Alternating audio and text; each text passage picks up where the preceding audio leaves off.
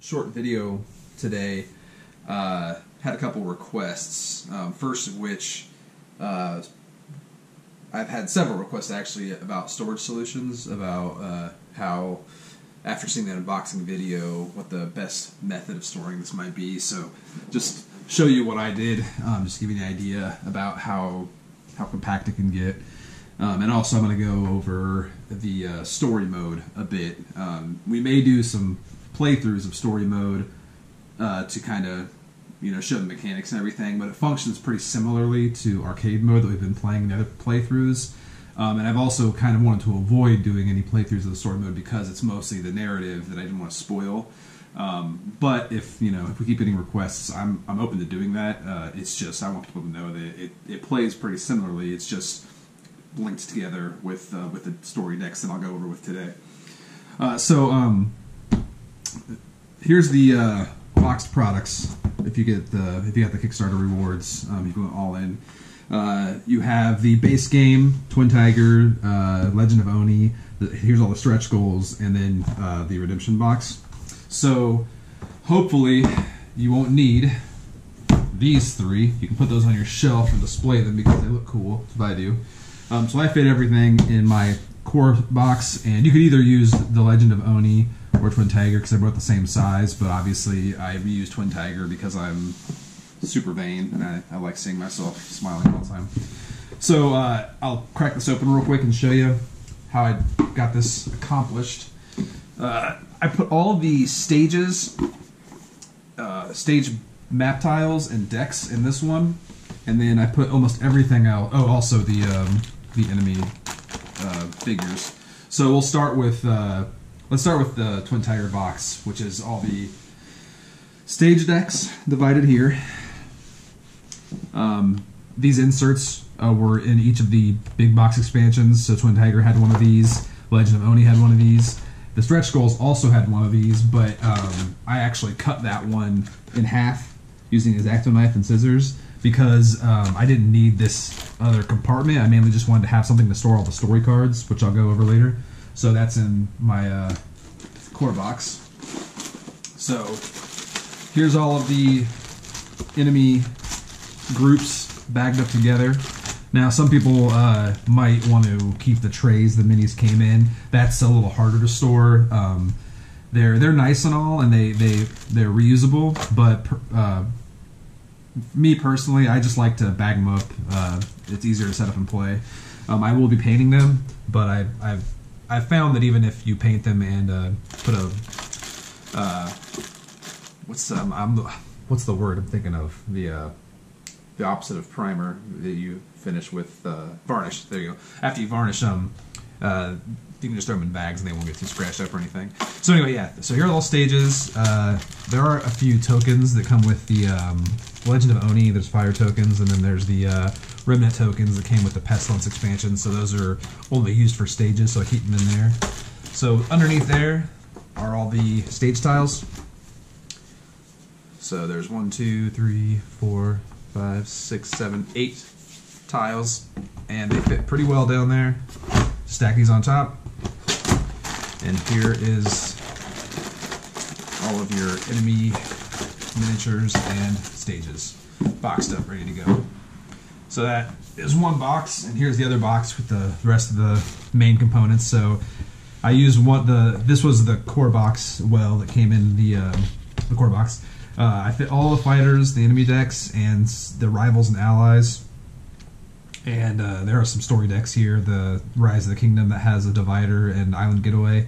And there's a story pool divider here, so when you're playing through a story, you can keep all your active cards in there. I just bagged up all of my tokens. There's damage, defense. Here's all of my heroes. Here's all the rivals and ally miniatures from stretch goals. There's more tokens. Lots of colored bases, dice, and then these are the tokens that came with like redemption, and there also are some character tokens in there too for some of the rivals and allies, but because we upgraded to miniatures, they probably won't get much use. So that's my storage solution. It works really well for me. Like I said, I've been playing this probably 3-4 times a day almost since I got the game. I just can't stop. Every time I pack it up, I want to break it out and play it again.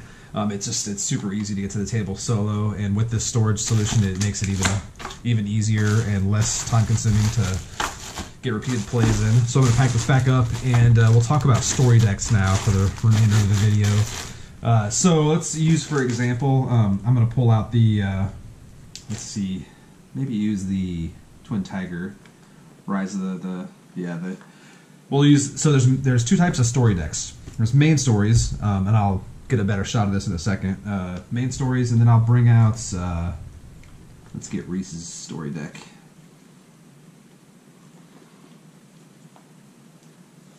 Alright, so when you play story mode, you made the main idea behind story mode was the main story decks, and these have they consist of 5 stages played together, but there is 1, 2, 3, 4, 5, 6, 7, 8, 9 cards because they have branching paths. So you'll always start on the of course part 1. Here, I'll get a close up of this card if you can see it. Part 1. There's a prologue side and an epilogue side on these cards. So the prologue will give you a little intro, tell you a little story. Down here at the bottom, it'll tell you the setup information. So this one is Steel Memories with the Onyx League. So it's always the name of the stage and then the enemy at that stage. And then there's stage setup and any special rules. This one says no special rules because this is pretty straightforward, but some of these story cards might get added to the game, to the enemy play area or the stage play area, and they'll just tweak the stage or the enemy in certain ways. So there's a lot of special effects that come into play through story mode that both add difficulty, they might make things a little easier, and they always add more narrative. So that's how you set up, and then the gameplay is pretty similar. You just play through the stage, adhering to any special rules, and then on the back, on the epilogue side, there'll be 2 conditions. There's like a victory or defeat. Typically, it'll say if the fighters win, you read this, and there's an effect there, and then so if the fighters lose, it'll have an effect to the little story, and then the game effect. Typically, on the main stories, it'll just advance you to different parts of to different cards. So there's parts 2A and 2B. So if you win, you would go to 2A. If you lose, you go to 2B. Same with 3A, 3B, 4A, 4B, 5A, 5B. So those are just kind of presenting you with a narrative path that you would take. So you might lose the first one, but then recover and win the next one. You go back to the kind of the winning path. So they branch off in different ways, which is great. And the cool thing about these main stories is you can customize them even further with the hero stories. So not all of the heroes, not all of the fighters in Street Masters have hero stories. Most of them do. But hero story decks consist of 1, 2, 3, 4, 5 story cards, because hero stories are always 3 parts instead of 5.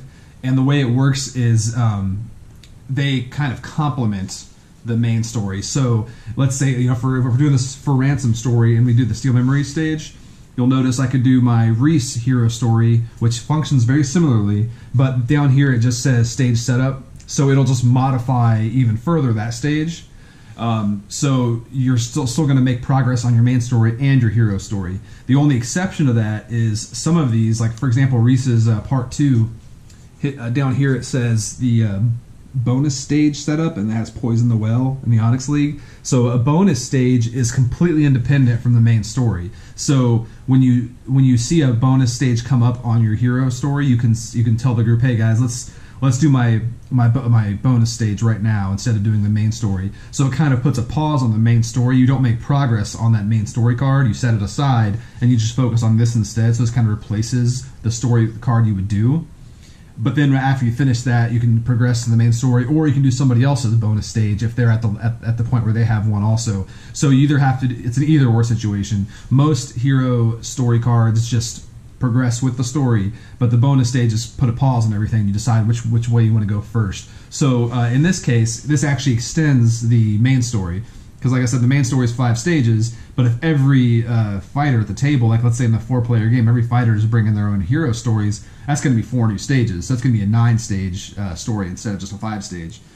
So that's a cool way that the hero stories will further customize the main stories. And another layer to that is there's more rewards in the in the hero stories that are personal to you. So sometimes a main story might have a reward like keep this card, you can do this with it, or there's just minor effects, they might give you perks. But in hero stories there are literal perks and penalties. So in Reese's case, he has these two abilities. You'll see up in the top there's a hero story perk and hero story penalty.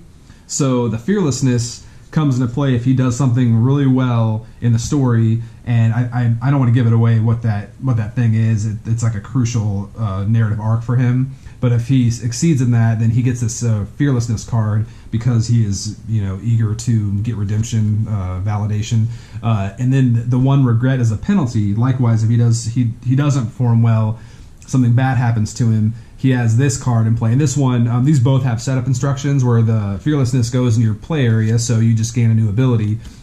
This one is placed in your threat area, and I won't spoil what it does. You saw the card, but you can explore that yourselves. But one important aspect to this is these things get added to the story pool, which is what I mentioned before. You have this divider here, the story pool divider. So this is good for keeping your active stories here and any cards you've earned. Like these, for example. There are also rivals and allies you can gain to your story pool, and those are also just added in here just to keep track of. And one other aspect to the hero decks are these upgrade cards. So you'll notice these look very similar to all the cards that are in the decks. For example, these are all copies of cards already in Reese's deck. However, they have this gold border on them.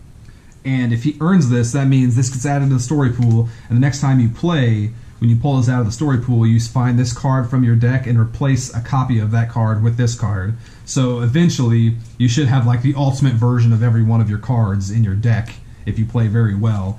Actually, I think you can't get every one. You might be like, I think you can get like all but 2 if you do really well. So it encourages you to play through the story again to try different combinations. And again, this game is fully customizable to your own preferences. So if you want, you can just take these cards and put them in your deck, replace all the ones in your deck for arcade mode, and just try them out, see how you like them. They add quite a bit of power to the fighters, but sometimes it can swing things in your favor when you're fighting hard combinations of stages and bosses. So I'll leave it there. Again, I might do a playthrough of a story to show you what it's like, but it's something I kind of want players to explore and discuss their results, as they personally uncover all these stories. But I'm more than open if the demand is there to do a playthrough of it. So hope you enjoyed that. Hope it was a little helpful, and look forward to the next playthrough video coming soon. Thanks.